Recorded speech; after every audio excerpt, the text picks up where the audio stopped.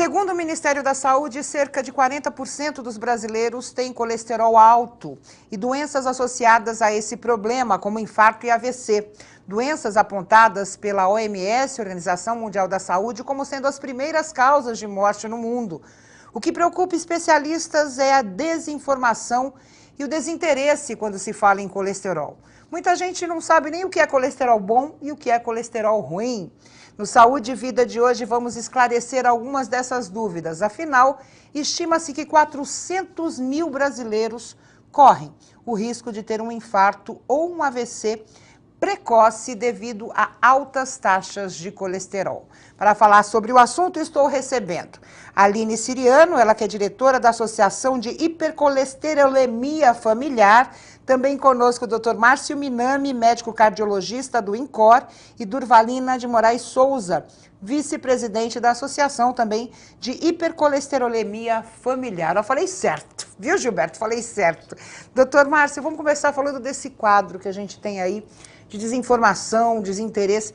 Os números me chamaram muita atenção, quer dizer, 400 mil brasileiros podem ter tanto um infarto quanto um AVC se não se cuidarem. Por que essa despreocupação com relação a colesterol? Então, boa tarde a todos. Eu acredito que o maior problema é o fato do colesterol elevado, ele não provocar sintomas, né? Eu acho que, como as pessoas muitas vezes só procuram o médico quando sentem alguma coisa, se não sentem nada, de forma geral, elas não procuram auxílio médico.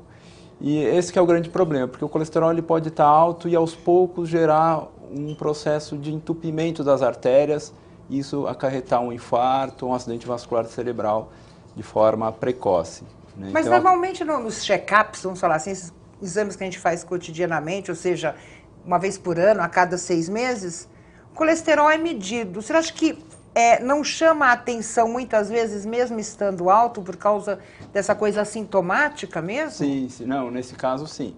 Se a pessoa procura e vai atrás e dosa seu colesterol, com certeza vai chamar a atenção. O problema é que muita gente não vai atrás, né? Muita gente vai dosar o seu primeiro colesterol quando tem o primeiro infarto, o primeiro AVC. A gente tem muitos pacientes nossos que descobriram o colesterol alto depois que procuraram um serviço de pronto-socorro já com infarto estabelecido. Vamos começar pelo início. O que é o colesterol? Vamos explicar o que é o colesterol e essa questão do bom e ruim. Isso. Então, o colesterol, ele é algo necessário para a vida, né? O colesterol, ele participa da membrana das células, produção de alguns hormônios, então é algo super importante para a gente estar vivo, né? Então é algo necessário. Porém, quando você tem excesso de colesterol, isso é danoso para o organismo, né? Então, a gente que provocamos esse excesso, nós mesmos? Ou não? O próprio organismo às vezes é que produz? Então, em parte é o organismo que produz, em parte ele vem da alimentação. A gente diz que em média, mais ou menos 70% do nosso colesterol ele é produzido pelo próprio organismo, mais ou menos 30% ele vem da alimentação, da dieta, né? E aí nesse caso a gente tem o colesterol bom e o colesterol ruim. O colesterol bom é aquele que quanto mais alto, melhor, é o chamado HDL colesterol, né? Ele ajuda a limpar, entre aspas, o colesterol ruim da parede das artérias, né? Então isso é benéfico.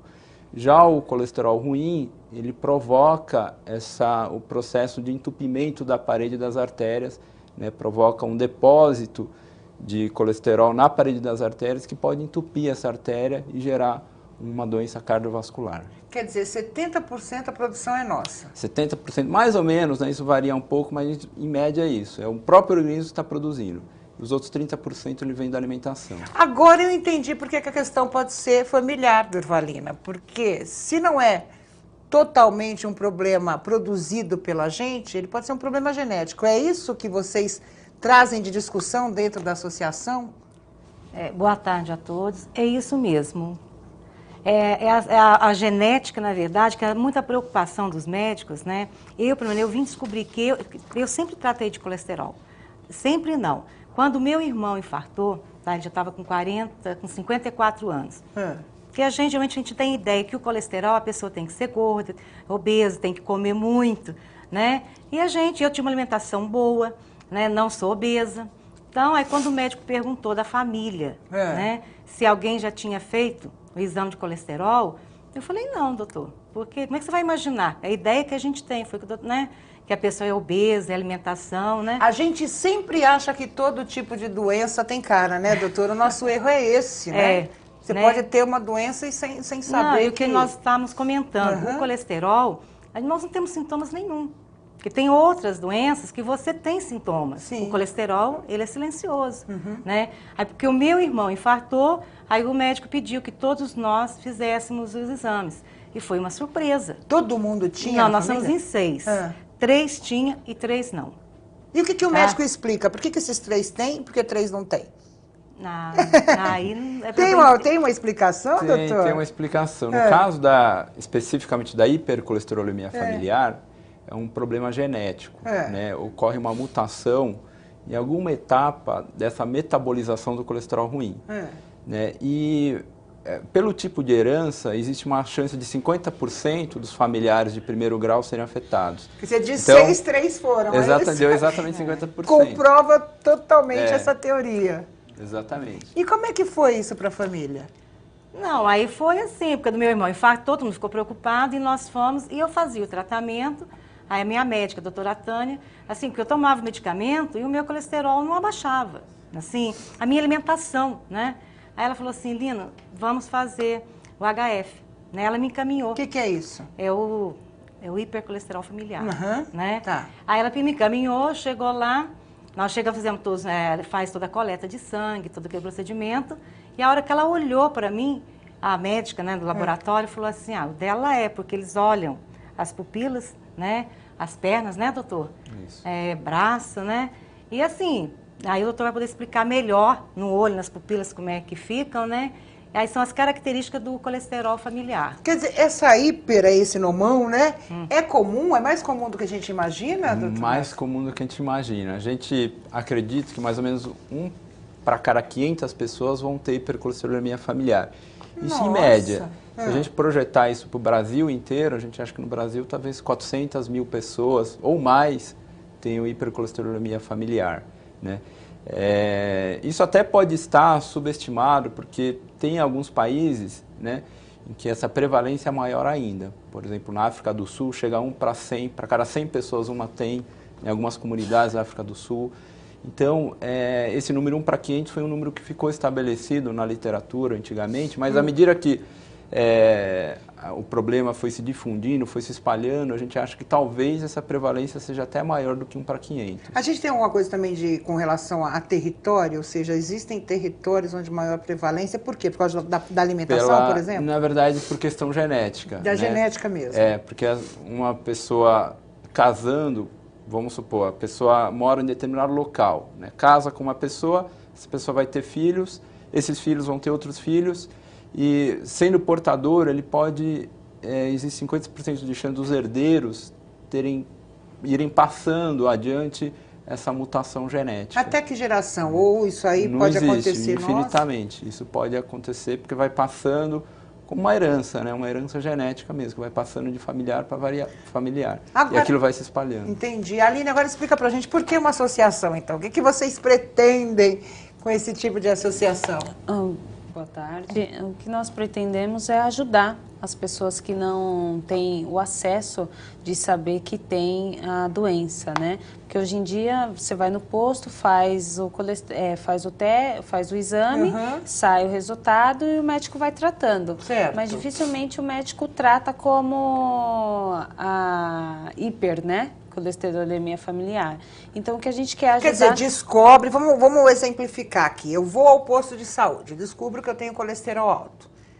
Eu vou me tratar, mas esquecendo de lado, ou o médico não falando, olha, tem que ficar de olho na sua família, porque outros também podem sofrer disso. Isso. É isso, falta, vamos dizer assim, um atendimento referência com relação ao problema de colesterol na família toda. Isso. É isso? Acaba virando uma coisa individual e não é. Isso, porque existe o exame para saber que está alto, depois tem o teste para saber que tem a doença. e isso dificilmente é feito nos postos de saúde. Agora, a doutora Durvalina falou sobre a questão do olho, canela. O que é isso? Por que esses pontos? Na verdade, assim, a hipercolesterolemia familiar, ela é caracterizada por algumas alterações no exame da pessoa. A pessoa pode ter um halo esbranquiçado ao redor da íris, né, o pretinho do olho. Ela pode ter depósito de colesterol na pele, então aparece às vezes no cotovelo, a gente chama de xantoma, como se fosse uma protuberância de colesterol. No Uma pele tornozelo. mais áspera? Na verdade não, como se fosse uma protuberância, né? Como se fosse um tumor na pele mesmo. Um carocinho. Né? Um carocinho na Tá. pele, exatamente.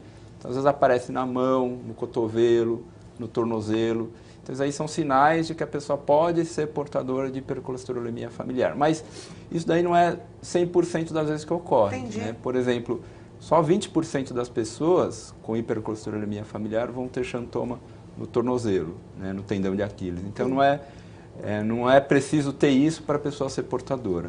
E depois que você descobriu, qual foi a tua preocupação? Filhos, parentes? Como é que você começou a pesquisar mais essa situação? A preocupação realmente veio filhos, Uhum. né? E também a família, né? Que tem sobrinhos, minha família é uma família grande, né? Mineira, né? A alimentação. Muito forte, muito leite, muita coisa. leite, muita comida de porco. Ovo, né? Que diz que ovo faz um mal danado. Mas isso hoje é mito, não, doutor? Assim, tudo que é em excesso é ruim, né? Então, o ovo, desde que não seja consumido em excesso, ele não vai ser ruim, né? Aquela regra, tudo que é exagerado não é bom. Porque aquela Mesma coisa, né? pro Você ovo. tá comendo ovo, a pessoa olha pra você e só olha o colesterol, né? Parece que o ovo é sinônimo de colesterol alto. Mas aí você descobriu outros parentes? Passou dos irmãos pros filhos, sobrinhos? Isso, Como é que foi? Porque, na verdade, quando a gente vai fazer o exame, eles pedem que a gente traga, né? Os irmãos, né? Depois os irmãos tragam os filhos e os filhos, que, né, vai aquela cadeia. Aí todos os meus irmãos, eles vieram, né? Aquilo que eu te falei, 3 tinha e 3 não. Aí depois meus sobrinhos, né? Meus filhos, meus 3 filhos têm colesterol. Os 3? Os 3. Qual a idade Né? deles? Uma tem 17, que fez 17 anos, a outra 23 e 25. E é uma coisa interessante, todos eles são magros, entendeu? Alimentação. Né? O meu menino, por exemplo, ele joga bola, ele é goleiro, então assim, são pessoas assim paradas, eles gastam bastante energia. E todos eles têm. A minha sobrinha também tem, o filhinho dela de 6 anos também tem. Isso que é diferente, doutor? Os riscos são diferentes para pessoas mais jovens e pessoas mais velhas? Existe essa diferenciação? Então, o problema da pessoa mais jovem é que ela vai estar exposta a esse colesterol alto desde criança, né, desde muito jovem. Então, esse risco a longo prazo vai se tornando bem alto. Tem pessoas que têm hipercolesterolemia familiar, têm o colesterol alto e que atingem uma longevidade grande, né? Mas, regra geral, se as pessoas com colesterol alto, os homens, não se tratarem, 50% de chance deles terem um infarto, uma doença coronária até os 50 anos de idade. Metade dos homens e mais ou menos 12% das mulheres, se não tratarem, vão chegar aos 50 anos de idade com um infarto, com uma doença cardiovascular. Mas nos jovens esse risco também existe? Existe Ou seja, também. um infarto de uma AVC Existe. num jovem? Isso, esse que é o problema. Porque como a pessoa já, desde criança, desde muito jovem, já tem esse colesterol alto, isso tem um efeito que vai fazer com que a pessoa, desde idade precoce, tenha um risco maior de ter um infarto, um evento cardiovascular. Então a gente vê pessoas, às vezes, com 30 anos de idade, já tendo o primeiro infarto, ou até com menos, né, mais jovens ainda. Olha, eu não sei se está acontecendo com a gente, porque a gente tem uma informação mais rápida hoje. Quem anda aí, navega pelas redes sociais, vê muito jovem morrendo de infarto. A minha filha perdeu um amigo agora com 16 anos de idade, dormindo.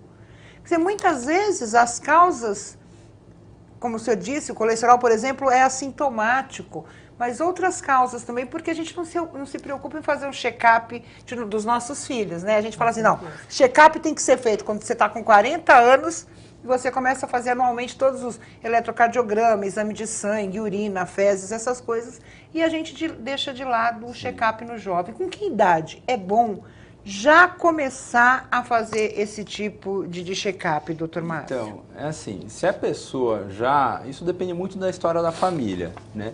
Se a pessoa é portadora de hipercolesterolemia familiar, tem histórico na família de infarto, né? Quanto mais cedo, melhor. Quanto mais cedo, melhor. Aí na criança, se a mãe ou o pai é portador de hipercolesterolemia familiar, é interessante que na criança, a partir dos 2 anos de idade, já seja feita uma avaliação a respeito do seu colesterol, né?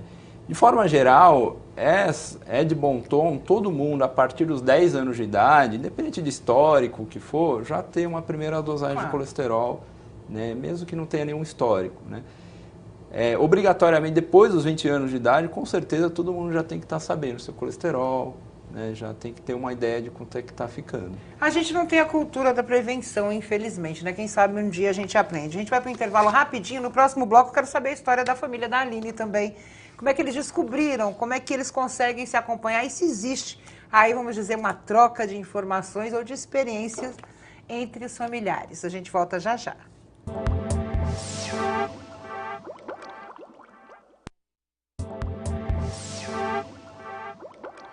Voltamos com Saúde e Vida, hoje falando sobre colesterol alto e principalmente essa questão na família.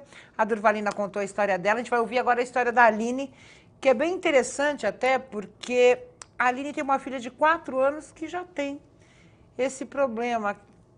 Quais os cuidados, primeiro, que você tem com a criança de 4 anos quando descobre que ela tem problema de colesterol alto? Então, faz alguns dias que eu descobri que ela também tem a doença. E o que a médica falou é que, por enquanto, tentar tirar as gorduras, né, os alimentos que contêm bastante sódio, né, coisas mais naturais, tirar os suquinhos, né. É difícil. Tadinha. E criança ainda, difícil, né, que a gente morre de dó. Mas no caso da sua família, como é que foi que vocês descobriram? Então, meu pai faleceu com 48 para 49, né? Mas infartou e até então morreu porque infartou. Daí, coração falhou. Isso. Daí o meu irmão, o André, infartou com 28 anos, né? Infartou, ficou um mês infartado porque os médicos não descobriam o que era. Qual foi a causa, Qual foi a causa. Fez a cirurgia, né, de apontosafena. E enquanto ele estava... Aos 28 anos de idade? Sim, aos 28 anos. Daí, enquanto ele estava na UTI ainda, a família foi chamada porque foi verificado que alguma coisa poderia ter, a não ser fora o infarto. Então, foi chamado minha irmã, minha mãe e eu para fazer o exame. Daí foi constatado que a gente tinha HF. Todos? Menos minha mãe, porque vinha do meu pai. Daí, conversando com os médicos, também foi verificado que meu pai possivelmente morreu tendo a doença, né? Então, nós fazemos tratamento no INCOS, isso há 11 anos já. O André agora teve o segundo infarto com 38. Mesmo se tratando? Mesmo se tratando. Doutor, por que esse risco? Por exemplo, ele infartou com 28, descobriu que tinha esse problema. Ou ele foi desleixado no tratamento, vai saber, né? De certa forma, as pessoas falam assim, agora eu já estou bom. E a minha sogra teve um problema de coração e fez algumas cirurgias, angioplastia, cateterismo. Aí ela falou assim, eu já estou bem, come uma picanha com a gordura, assim, aquela gordura suculenta. Caso do André, pode ter sido isso, um desleixo no tratamento e voltou a infartar? Pode acontecer, a pessoa, né... Já acha que estou bom, né? Acha que está bem, se cuida, pode acontecer, né? Mas também pode acontecer porque quem é portador de hipercolesterolemia familiar tem um colesterol bem mais alto, muito alto. O que é muito alto, doutor? O que é normal e o que é muito alto? Então, a gente se baseia muito no valor do colesterol ruim, do LDL, porque quem tem hipercolesterolemia familiar tem um LDL muito alto. A gente diz que um LDL acima de 190, você já começa a desconfiar que a pessoa possa ser portadora de hipercolesterolemia familiar. Geralmente, a gente vê muito, as pessoas que têm hipercolesterolemia familiar têm LDL em torno de 300, alguns 400. Quanto que vocês tinham? Curiosidade, agora quanto? O meu chegou a 303. E o senhor? 360.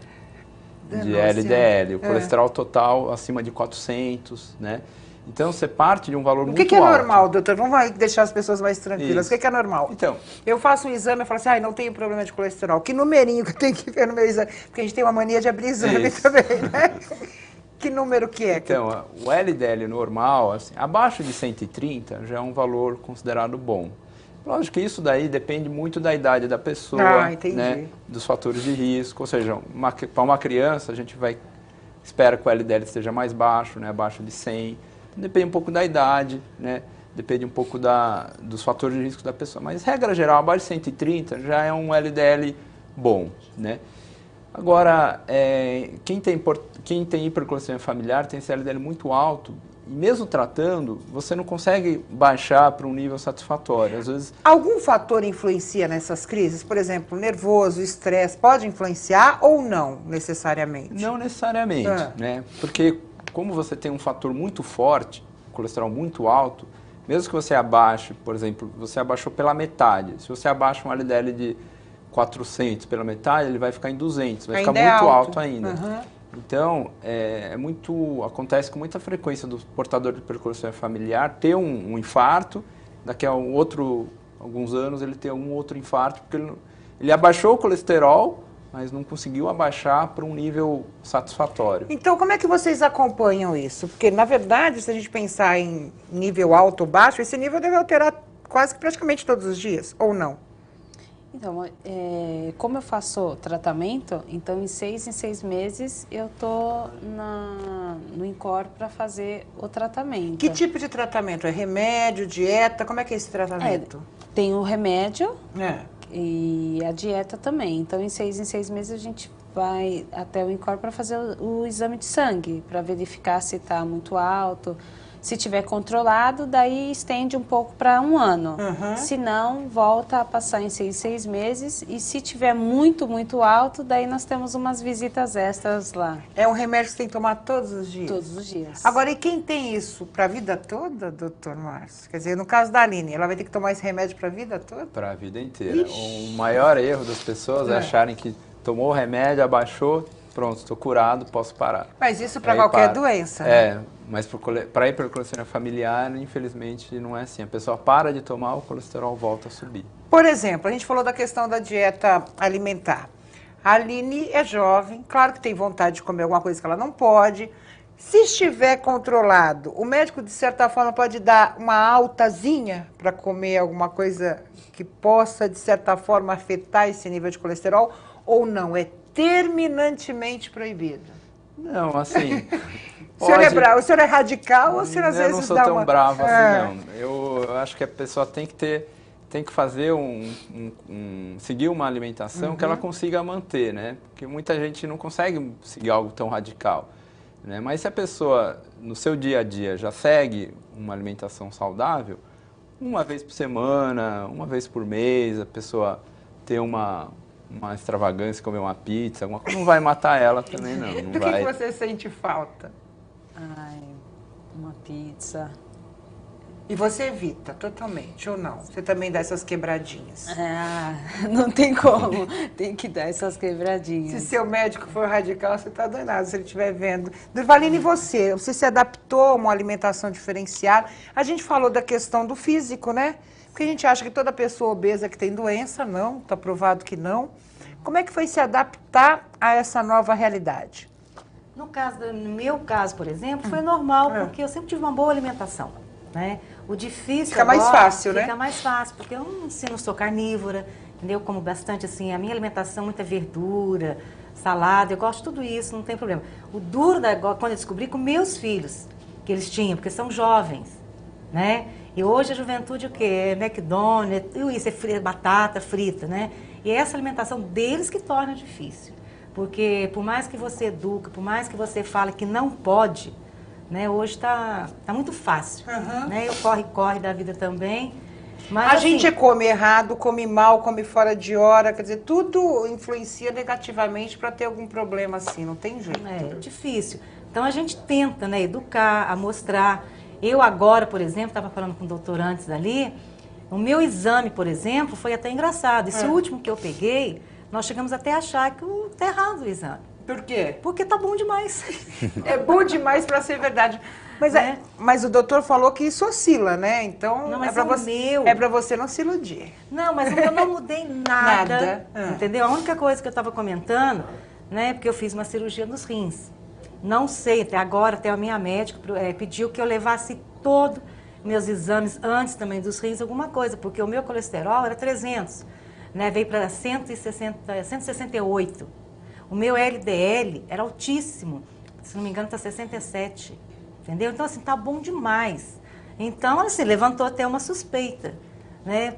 Será que tá? Não sei, doutora, aí nós Será que eu estou curada? O doutor disse que não tem cura, mas pode ser o quê? Que influência até a cirurgia que ela fez pode ter, né? Porque a gente está falando de rim, que, né, a urina, o trabalho... eu tinha uma infecção altíssima. Será né? que isso influenciou? Aí fiz, né? Eu tirei uns rins, Sim. né? E agora eu não sei. Assim, a minha alimentação é a mesma, doutor, né? Não mudei em nada. Mas os meus exames, tanto é que antes de vir para cá, eu passei no consultório da doutora Tânia, ela olhou meus exames e falou assim, Lima, nós temos que repetir esse exame. É bom repetir, né, nesse acho que caso. a primeira coisa é repetir, para ver se confirma, às vezes pode não estar certo, né? É que aí tem que vir logo depois da cirurgia, às vezes pode abaixar, mas tem que confirmar. Acho que a melhor coisa é confirmar. O estresse, doutor, tem alguma coisa? É, assim? isso que ele falou que Não necessariamente. Às vezes o estresse, ele pode fazer a pessoa comer de forma inadequada, né? Mas não que o estresse sozinho vai causar um impacto assim tão grande. Né? Bebida. Por exemplo, a gente está falando de jovens que tomam cervejinha, gostam de um uísque e tal. A bebida é perigosa para quem tem colesterol? Não, a bebida alcoólica é ruim. Pro colesterol ele não tem É ruim muito... para tudo, a gente sabe, mas assim, estou falando da pessoa que gosta de beber e tem um problema de colesterol alto. Pro colesterol em si, pode não ter um grande efeito. O que tem um efeito maior é no triglicérides, né, que é uma outra gordura. E aí a bebida alcoólica aumenta o triglicérides. E como o triglicérides, uma das partículas, ela contém triglicérides, o colesterol total pode aumentar por conta da bebida alcoólica se o triglicérides aumentar. Mas não que vai ter um impacto muito grande sobre o LDL, que é o colesterol ruim, mas pode aumentar o triglicérides. Agora, qual o grande vilão para quem tem colesterol alto? De alimento? Olha, é o ovo? Não. Não tem assim um alimento que a gente fale, né, que esse alimento é o pior de todos, é o proibido. Mas tudo que tiver um teor assim maior de gordura sempre saturada, a gordura, né? Aquela gordura saturada, aquilo não é bom, né? Então é bom evitar assim aquela fritura, aquela carne vermelha mais gorda, né? Procurar evitar o queijo amarelo, usar o produto desnatado, né? O leite integral ele também tem gordura. Então é tentar adequar a sua alimentação para uma alimentação mais pobre em gordura saturada. Na associação, tem algum caso que chamou muito a atenção de vocês? Ou seja, tanto de criança que infartou, teve um problema mais sério, como essa coisa aí que você falou, será que eu estou curada? O doutor falou para você repetir o exame, né? Não vamos comemorar antecipadamente. Mas existem casos atípicos, vamos dizer assim, doutor Lima?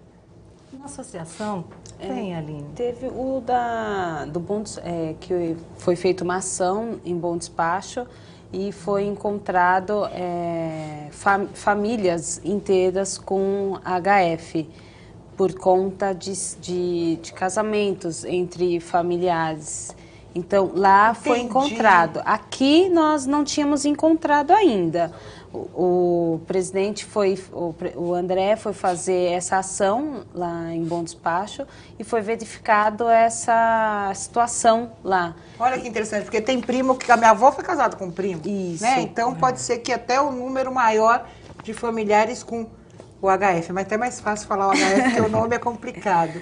E qual foi a ação da associação com relação a isso? Com esse caso, o que a associação pretende fazer? Então, foi feito junto com a prefeitura, né, e com uma médica que dá atendimento de HF lá, né? Então, a associação aqui tinha ganhado as fitinhas para fazer o teste e levou para fazer esses testes lá. É um teste caro ou não? É simplesinho? É caro. É caro. É caro. Então, por isso que, como lá tinha muito índice, por isso que foi feito lá, né, junto à prefeitura de lá. Então, quem tinha já foi encaminhado para o cardiologista responsável de lá para fazer um acompanhamento mais de perto. Por que tão caro o exame, Durvalina? E como é que vocês conseguem? Vocês têm apoio do governo? Como é que é? Nós temos patrocinadores, né? E a gente agora está correndo atrás. Hoje nós temos uma reunião muito importante na associação também. Aí o André tem feito um trabalho legal. E a gente está correndo atrás. Quais são os maiores desafios hoje? O que a associação precisa? De patrocinadores, né? Isso. Para realizar exame, realizar. para medicamento. É um medicamento que se encontra na rede pública de saúde? É garantido pelo governo ou não? Como Então, é que está a realidade dessas pessoas que sofrem com essa É doença? um medicamento caro, não é barato, né? Alguns encontram na rede pública, outros não, né? E o objetivo da associação é que a gente mostre isso, né? Nós temos, se a gente consegue até, tipo assim, que esses remédios, né, que são caros, que a gente que a pessoal da rede pública, né, que venha, que tenha, porque os mais caros mesmo não tem. E se você não tiver acesso, né, nós que somos da associação, nós estamos procurando gente que venha, que procure, depois nós vamos deixar o site aí. Claro. Por quê?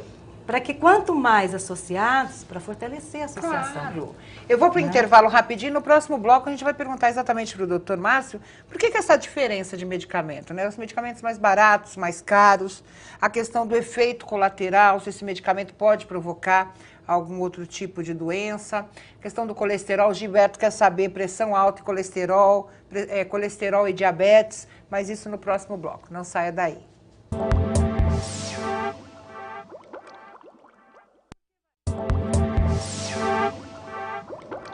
Voltamos com Saúde e Vida, hoje falando um pouquinho sobre colesterol, principalmente nessa relação familiar. Mas eu deixei uma pergunta para o doutor Márcio sobre a questão dos medicamentos. Por exemplo, a Lina, vou chamá-la de Lina, fica mais bonitinho, disse que existem medicamentos mais baratos e medicamentos mais caros. Qual a diferença entre um remédio e outro? Ou seja, o mais barato e o mais caro, eles não têm o mesmo efeito?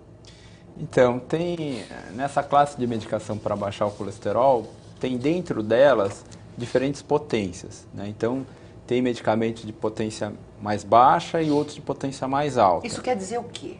Em termos de reduzir o colesterol. Mais rápido e mais lento, não? Não a velocidade, mas em quanto que ele vai reduzir. Por exemplo, um reduz 30% o LDL, o outro reduz 50% o LDL. Quer dizer, quanto mais caro, maior a redução, é isso? É, porque os mais potentes foram medicações mais novas. Entendi. Então, acabam ficando com um custo maior. A tendência é cair. À medida que o tempo passa, né, a gente sabe que as medicações novas vão tendo um custo mais reduzido. Mas ainda tem essa diferença de custo, né? E o que acontece é que muitas vezes você tem que usar doses muito altas de medicação potente. Entendi. Por isso que o custo acaba ficando caro, porque a dose mais baixa tem um custo mais baixo e a dose mais alta um custo mais alto. E quem tem hipercolesterolemia familiar tem que usar doses altas, né? E muitas vezes é necessário combinar remédio, porque às vezes você não consegue, com uma medicação, abaixar o quanto que você gostaria, porque você está partindo de um nível muito alto de colesterol. Às vezes você tem que tomar duas medicações ou 3 medicações para baixar o colesterol. E essas medicações provocam algum efeito colateral? Então, todas as medicações podem ter efeito colateral. É droga, né, doutor? A gente sempre falou assim, o remédio é uma droga, pode provocar, de certa forma, algum tipo de malefício. Tem que ser tomado só quando indicado, mas como qualquer medicação pode ter efeito colateral, né? Mas assim, por exemplo, o quê, por exemplo? Então, um efeito colateral, ele pode dar dor muscular, né? Problemas musculares, pode provocar aumento de enzimas do fígado, pode aumentar o risco de diabetes, né?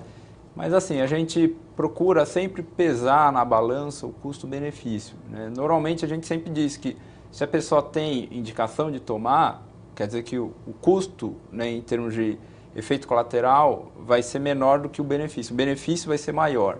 Para exemplificar, é melhor ter uma diabetes do que infartar ou uma AVC. Exatamente. Né? Então, por exemplo, para quem tem hipercolesterolemia familiar... Diabetes é ruim, mas o pior é sim. um acidente vascular cerebral ou um Com infarto. certeza. Para quem tem hipercolesterolemia familiar, não tenha dúvida de que o benefício vai superar muito qualquer malefício. Não quer dizer que a pessoa vai ficar diabética, né? Ou ter algum desses efeitos colaterais. É potencialmente possível, mas aí é importante esse conjunto de ação da pessoa se cuidar, né? Por isso que a gente diz que o remédio não é tudo, a pessoa tem que cuidar bem da alimentação. Exercício é bom? Exercício é bom, tem que ter um estilo de vida saudável. Então, tudo isso, né, muita gente toma um remédio e se acomoda. Acha que estou tomando meu remédio, não posso comer minha picanha, posso tomar minha cerveja tranquilo, quantidade infinita, não se preocupa, não faz exercício, né? Mas não é. Além da medicação, é importante o estilo de vida. Vocês tiveram algum efeito colateral, Aline? Teve? Eu e meus irmãos, a gente tem bastante dor muscular, né? Mas aprendemos a conviver com isso, já faz parte da rotina. E você, Dona Valina? Não tive nenhum efeito. Dona Valina tem um perfil diferente, né? Abaixou o colesterol, não sentiu nada, só a pupila não sei o quê, não sentiu dor aqui.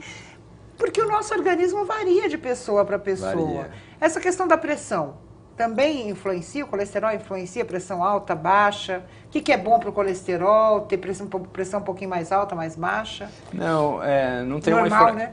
não tem uma influência direta do colesterol obrigatoriamente na pressão. O que acontece é que os fatores de risco vão se somando, né? Então, quem tem colesterol alto e pressão alta é pior. Então, se a pessoa já tem o colesterol alto, tem que tratar também dos outros fatores de risco. Então, é importante a pessoa, se tiver hipertensão, tratar adequadamente, né? Evitar o sal, fazer exercício físico, tomar medicação antihipertensiva, porque essas coisas vão se somando, né? Então, é importante.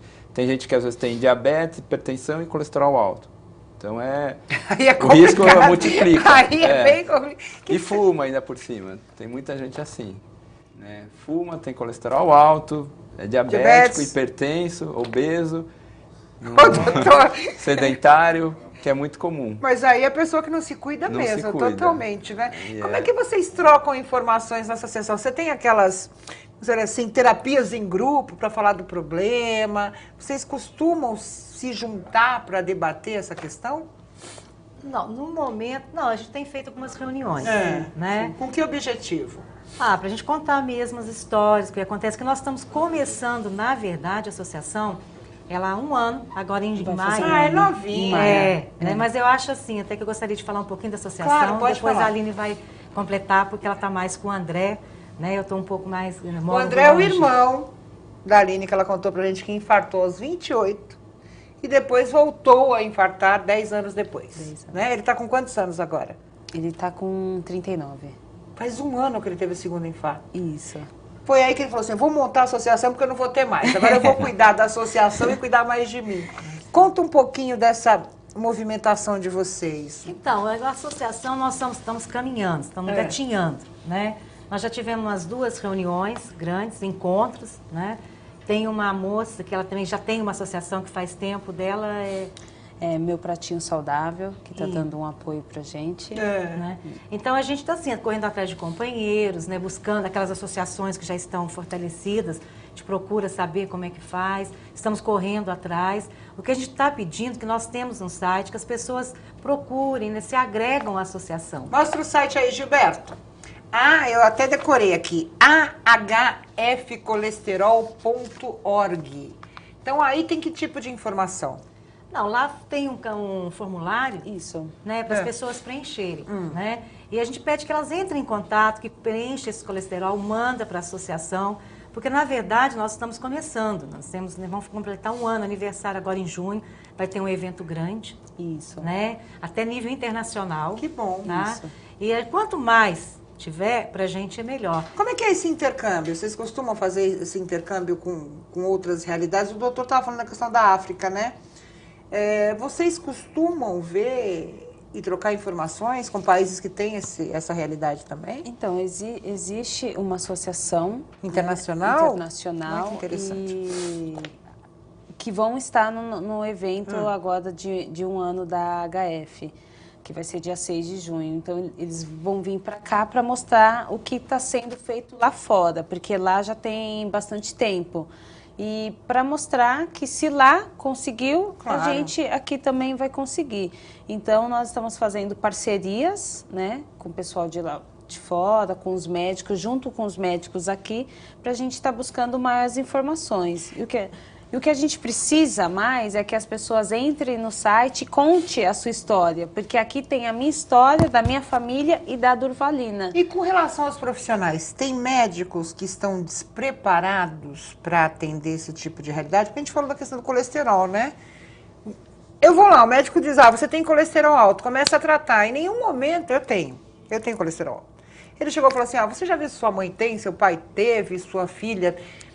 Não existe esse tipo, vamos dizer assim, de informação. Essa preocupação, né, de correr atrás.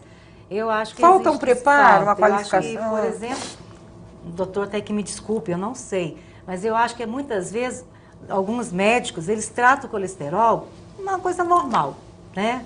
Aí, de repente, eu já tive assim, gente que já veio conversar, agora com o negócio da associação, a gente procura mais, claro, história, porque a gente já conhece... a própria associação, todos que estão lá já passaram, então já tiveram algum problema, né? Então a gente começa a conversar, e ele fala assim, mas o meu tava, eu tinha colesterol. Aí o meu médico abaixou o meu colesterol, o meu médico mandou eu parar com o remédio, né? Mas ele não sabe, foi o que o doutor falou, quando ele é hereditário, você não tem cura. Então, e quando ele não é, ele tem cura, é isso? Então, se não for hereditário, pode ser por má alimentação, estilo de vida inadequado. E às vezes, adequando isso, já normaliza o colesterol, quando não é hereditário. Né? Mas essa questão, realmente, dos médicos, às vezes, não terem a preocupação de chamar os familiares, é algo sério, porque você, às vezes, deixa de fazer o diagnóstico, tratar de um familiar que também pode ser afetado. Né? E esse pode ser até mais alto que o seu, né? Pode ser mais alto que o seu e pode ter um infarte, né? Um evento cardiovascular que poderia ser prevenido se tivesse tratado antes. Né? Tem alguma movimentação da associação com relação a isso? A classe médica, não só somente as pessoas que sofrem com o HF, mas com os médicos também, a classe médica? Sim, a gente está tentando. Domingo, agora, tem uma ação com o pessoal da saúde, no Parque Ibirapuera, que vai ser o Rotary Day, né? Onde nós vamos estar lá para dar informação, né? Do que se trata. Mas também, junto com os médicos do INCOR, nós estamos tentando fazer alguma parceria para estar trazendo os médicos e estar mostrando a associação para eles, para dizer, olha, essa doença existe e é assim que acontece. Por exemplo, nesse tipo de mutirão, doutor, o exame dá o resultado na hora? Como quando a gente faz o da glicemia, por exemplo, ou não? Sim, tem o exame que ele é feito, a picadinha no dedo, que dá o valor do colesterol total.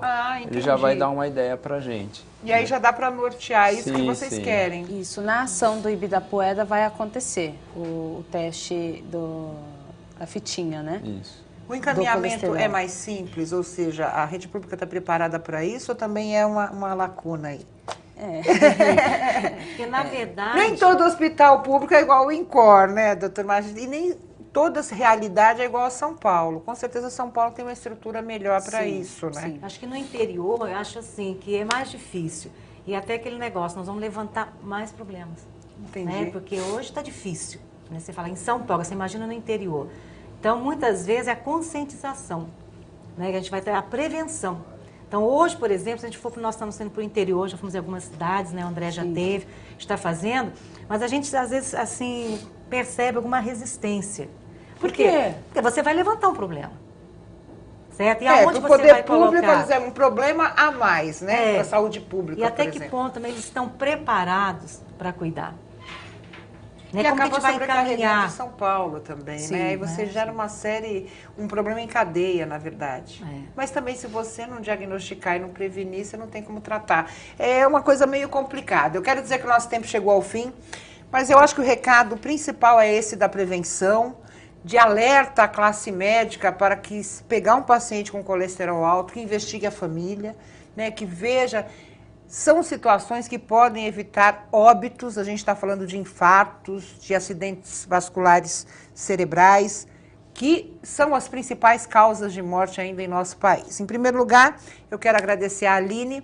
Aline, muito obrigada. Obrigada a Seu vocês. recado final, qual que é o recado principal? O principal é entrar em contato com a gente, pelo site, dar as informações, tirar suas dúvidas. E lá também está aparecendo vários eventos que nós estamos fazendo, né? E ficar ciente de que a doença existe e que tem como controlar. E acabar com essas questões de mitos, né, doutor Márcio? Às vezes a gente vê alguma coisa, já fica assustado. É sempre bom buscar um especialista, não tentar se automedicar. Com certeza. Né? Nem achar assim, olha, ela tem isso, eu acho que eu tenho também, e acabar fazendo o diagnóstico. O alerta médico é sempre esse. Com certeza. Acho que é importante a pessoa procurar o seu médico, né, para fazer, a partir de então, um diagnóstico correto, iniciar um tratamento. E aí, se for o caso, pensando em hipercolesterolemia familiar, chamar seus familiares, né? Eu acho que é importante a pessoa ter a conscientização de que realmente isso é um problema, existe, que não é um problema raro, né? Que nem a gente falou, 1 para 500 ou até mais na população geral tem esse tipo de problema, e que se a pessoa reconhece, trata adequadamente, com certeza vai estar evitando um problema, um evento cardiovascular muito sério no futuro. E a pessoa leva uma vida normal, Uma vida né, normal, doutor? Se uma vida tratando, só não normal. pode abusar. Só não abusar, mas uma vida normal. E encontrar um médico bonzinho. O doutor Márcio disse que ele abre aí umas exceções. Se seu médico for muito radical, procure um médico mais maleável. Turvalina, seu recado. Ao meu recado é que vocês procurem a associação, entrem no nosso site, se credenciem, coloca lá tudo que você tem, que você não tem. Gente, que nós não podemos perder esse privilégio. Né? Eu descobri, tem a minha família, a Aline tem o caso, quantos que por aí tem? Então procura a associação, vamos aumentar essa associação. Quantos quanto são mais hoje gente, na associação? Nós estamos com quantos, Aline? Nós estamos com uns 400 associados. Nossa, 400 associados. Mas a gente tá? precisa de mais gente, né? Porque até mesmo para formar a diretoria, a gente para trabalhar, para ajudar, para correr. E como sempre a gente comenta, né? Nós fomos privilegiados. Sim. Então a gente quer passar isso e vale a pena. Nós estamos com a equipe médica também junto com a gente, com apoio. Está muito interessante. Nós não estamos sozinhos nessa associação. Então, eu acho assim que nós somos privilegiados pelo tempo que nós estamos, né? Quantos associados nós temos. Mas quanto mais, é muito mais fácil da gente correr atrás, pedir, implorar. Né? Eu acho que deixo meu recado aí para vocês se associarem, entrarem no site, para vocês verem direitinho como a gente fortalece a associação. Então, repetindo, o site ahfcolesterol.org. E eu acho que o alerta é mais importante quando a gente está falando de salvar vidas, né? Quantas pessoas aqui... A Aline perdeu o pai dela e ele não sabia que ele tinha esse problema. Né? Descobriu, o irmão teve, agora a família se cuida. Então, o principal disso é qualidade de vida, né? Viver bem. Principalmente isso, e buscar o médico, né? Fazer um check-up sempre que puder, pelo menos uma vez por ano, né? Procurar fazer essa prevenção. Mais uma vez eu quero agradecer a Lina, a Aline, doutor Márcio, quero agradecer a você. O Saúde e Vida vai ficando por aqui, nós temos um encontro no próximo programa. Um grande abraço e até mais.